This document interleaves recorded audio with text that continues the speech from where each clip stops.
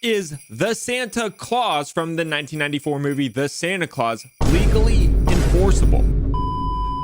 In the 1994 movie The Santa Claus, Tim Allen's character Scott Calvin causes Santa to fall off of his roof. In doing so, Santa becomes unable to perform his duties. Tim Allen's character Scott Calvin puts on Santa's suit after finding a card that contains fine print which contains the Santa Claus, which apparently legally obligates him to be Santa forever. So the ultimate question of this video is that contract legally enforceable? There are three basic elements to every contract, things that every contract must have: offer, acceptance, and consideration. Issue 1, is there a valid offer? In so many words, an offer occurs when the offeror expressly sets out the terms of a deal. Here, the offer is as follows. In big block letters on the card, it says, "If something should happen to me, put on my suit, the reindeer will know what to do." And in tiny fine print around the edge of those big block letters, it says, "In putting on the suit and entering the sleigh, the wearer waives any and all rights and any previous identity, real or implied, and fully accepts the duties and responsibilities of Santa Claus in perpetuity until such time that wearer becomes unable to do so by either accident or design." And if we're looking at just the text on the card itself, I think it's pretty clear there was an offer. Clearly, Santa and his elves intended to make an offer to whoever found the suit to make them the new Santa Claus. But that begs the question, when is fine print too small? Because Scott Calvin was clearly unaware of this fine print until after he had already begun his duties as Santa, and he needed a magnifying glass to understand what he got himself into. And while the answer might change from jurisdiction to jurisdiction, a good rule of thumb is you should never put any sort of contract language below 10-point font. I think you can go as low as 7-point font, but regardless, this font on the outline of the card was clearly below 7-point font. And remember about 2 minutes ago when I said an offer occurs when the offeror expressly sets out the terms of the deal? Well, the key word to that is expressly. If a court found that this fine print was too small, well, then they could argue that no offer was actually made, or there was no reasonable offer because no reasonable person in the same or similar circumstance as Scott Calvin would have known what they were getting into. But you could make an argument that Scott Calvin did accept this offer, even if it was too small by his performance, which brings us to the next issue.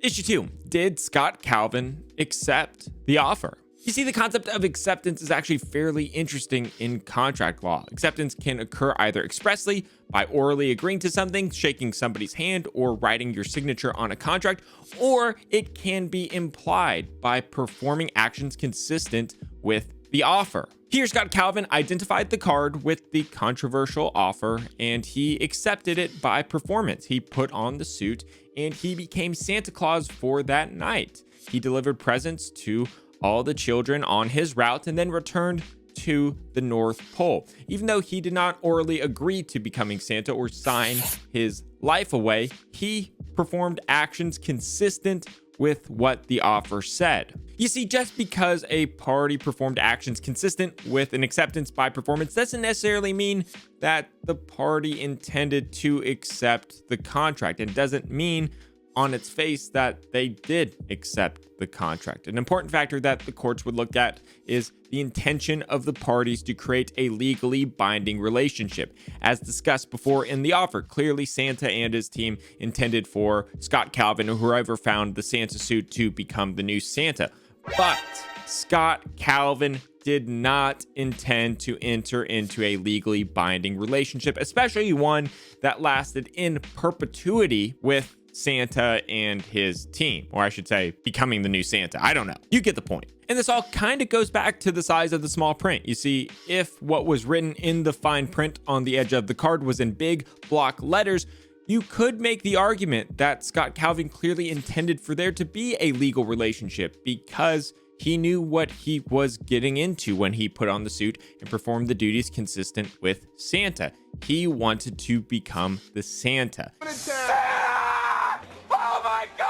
But because the fine print was so small that Scott needed a magnifying glass to read what was written on the card, a court would likely find that he did not intend to create a legal relationship, that no reasonable person would intend to create a legal relationship because no reasonable person could read what was on the card. Moving on to issue 3, was there valid consideration? Consideration only occurs when the person accepting the offer receives something of value for accepting the offer. You cannot just put somebody in a legally binding contract where they don't get or do anything in return. Here, it seems pretty one-sided. The North Pole and the ex-Santa get a brand new Santa Claus. They get somebody to work forever. Scott doesn't really receive anything of value. He basically becomes entrapped. He is now the new Santa Claus in perpetuity. They're not paying him. They're not giving him anything of value for accepting this promise. They're basically just hijacking his life.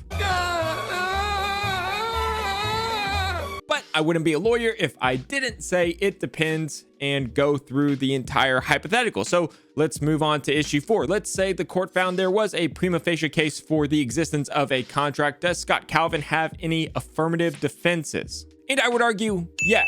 First and foremost, I would make the argument of unconscionability. Unconscionability occurs when a contract is just so one-sided, so poorly written against one of the parties that a court essentially voids the contract because it's unconscionable. Here, Scott Calvin is signing away his life. He is abandoning his old identity to become Santa Claus in perpetuity. And what is he getting in return? Nothing. And even if he was getting something in return, even if he was getting some money or some shelter or some sort of status, in perpetuity forever with no way to end the agreement? I threw up. You threw up? Okay. That is unconscionable in my opinion. And the second affirmative defense I would argue is duress. Duress occurs when somebody is essentially forcing you to do something because you are afraid of the consequence. For instance, subscribe to my channel or I will hit you with a hammer. You see, you are going to subscribe right now under duress because you are afraid of getting hit with the hammer. I got you $1. And that's essentially the same thing that's happening to Scott Calvin. What kind of monster wouldn't put on the suit? Because you want the kids of the world to get Christmas. I think the pressure of completing Santa's Christmas route could very well be duress because Scott's no Grinch. But I'm just one lawyer and that's how I see it. But I want to know y'all's thoughts. Let me know in the comments below. All right, y'all, that's it for today's video. My goal is always to make content worthy of your time. Talk to you later. Bye. He's a catastrophic injury attorney who accidentally became a YouTuber. Attorney Talk.